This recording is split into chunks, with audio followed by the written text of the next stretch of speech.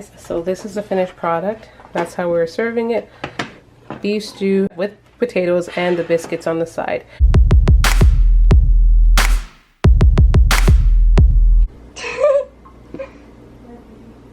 Just trying to sift it quickly. You can just use your hands sometimes too to Just pat it. Yeah, and it'll go. That's a lot faster.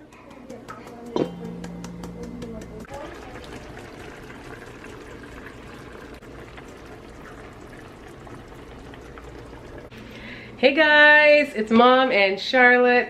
Hi.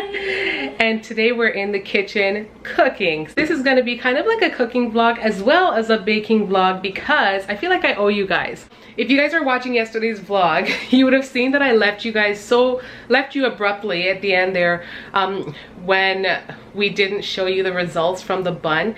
And that's because the timer went off and none of us heard the timer and they overcooked. So they overcooked by like a good 10 minutes, if not more. I'm just being gracious there because there was a little bit more. But to be fair, they were so moist that they still tasted good. And the pastry on the outside were so nice and flaky and we all were still able to eat it with butter. Right, Charlotte? Yes. That's good. It was pretty sad. We were very disappointed, but then we were able to eat it and we were still pretty... Yeah, it was actually still pretty good. We were still pretty thrilled with it. Anyways, because of how it turned out, we vowed to ourselves that we would get up and remake it. A day has passed in between, but we're here to do it now. Because we're already in the kitchen and I'm already cooking, I decided to kind of make it a cooking vlog slash baking vlog. We will get the buns in the oven. I can't wait to say the buns are in the oven. And get them out of the oven on time today. So I've already gone ahead with this portion, chopped up a ton of onions, got the beef cooking away in there. Guys, ask me, how am I cooking a beef stew without carrots? We didn't have any carrots here, so I'm just gonna make do with what we have. I can't say I really have ever made the beef stew without carrots, but first time for everything. I make fast fried beef without carrots. I can do this. I'm gonna go ahead and chop up some potatoes to put inside of it.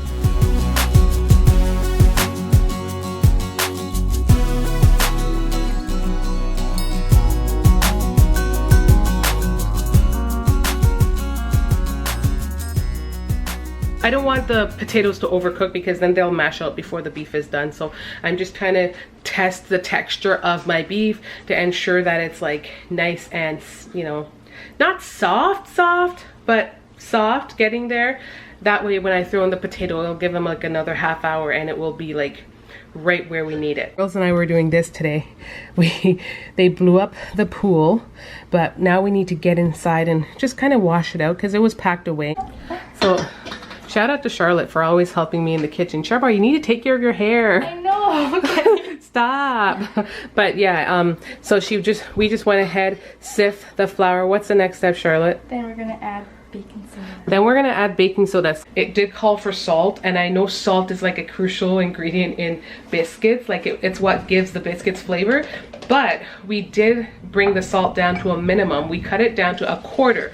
That's a lot of cutting, but I'm not gonna lie, it tasted amazing because you still add a little bit of butter or margarine when you're eating it, so you don't even notice that the salt is missing. Unless you're like you know, if you're into like super salty stuff, you might want to add more. I don't know. So I just went ahead and added a can of tomatoes. Well, not a can of tomatoes. I just went ahead and added just like a couple spoons of tomatoes to my stew. It's looking like this. As I said, it doesn't have carrots, which I'm bummed about, but the flavors are coming together. You guys are probably wondering, why didn't you just make this in your slow cooker? And I'm wondering the same thing. Like, I had this out in the fridge, you know, to thaw out, and the plan was to put it in the slow cooker, but I wasn't feeling well this morning. I've made it several times before on the stove. It just takes that much longer because it's beef. You can't cook it on high. You gotta cook it on, you know, low to medium heat, so it slow cooks and it becomes tender, because you don't want to eat it when it's super chewy. That means it's still tough and it needs more cooking time. So what's going on your end? Well, I'm actually just cutting the butter right now. Okay, so Charlotte's busy chopping up the butter. She's gonna then transfer the butter into the flour, and we're gonna go ahead and just kind of knead it around a little bit, and then we have to add milk, but last time when I left them alone to it, they added a little too much milk, and so when I came, the dough was like kind of weird, and I had to kind of add a little bit of flour to revive it, and it worked. I saved it, it was fine. So that's what we're gonna do. With this time, we're just gonna add the butter a little bit as we mix the flour around. This is a 5-ingredient butter biscuit, in case you're wondering. All it contains, Charlotte, is what? It's like flour, butter, baking powder, salt, and milk. That's all. So it's very, very simple. The key ingredient in this is the butter, because it gives it that flakiness, and the baking soda because it helps it to rise, and I guess you couldn't bake it without flour. Okay, I'm ranting now. So I'm just adding more tomato to give it just that little hint of tanginess, I guess. Maybe that's not the correct word. The key is to clean up as we go along. So we just washed up our cutting boards and stuff, and now we're just wiping down the surface right here on the counter where we're going to roll our dough. So we went ahead, guys, we added our milk to the batter. Charlotte's just folding it in. We're just doing it a little bit differently this time, adding it gradually. We'll probably use some more now. Okay.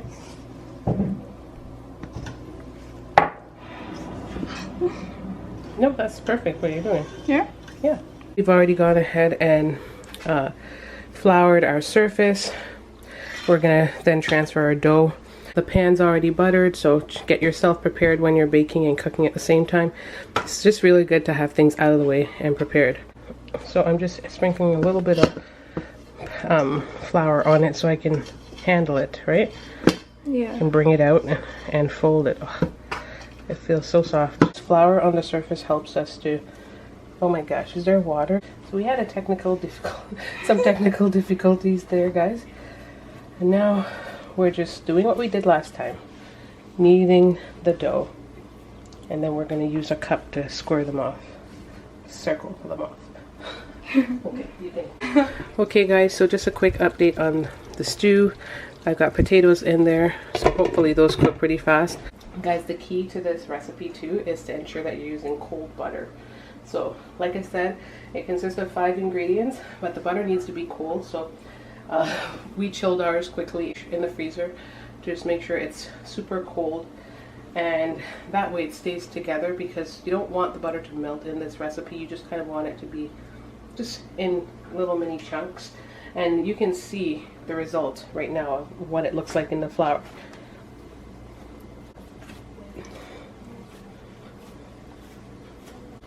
Okay.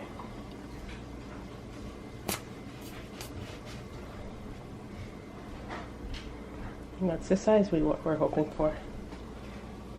So you gotta preheat it to 450 degrees.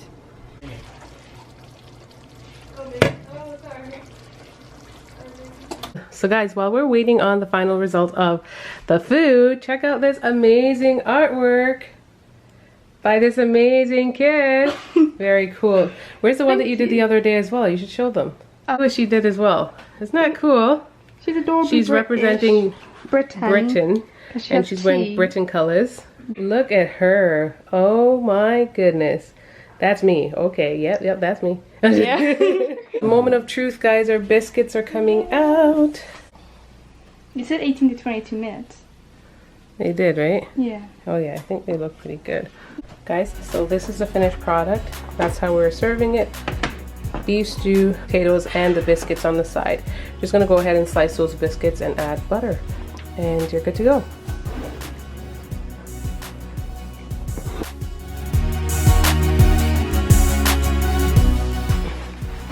How is it?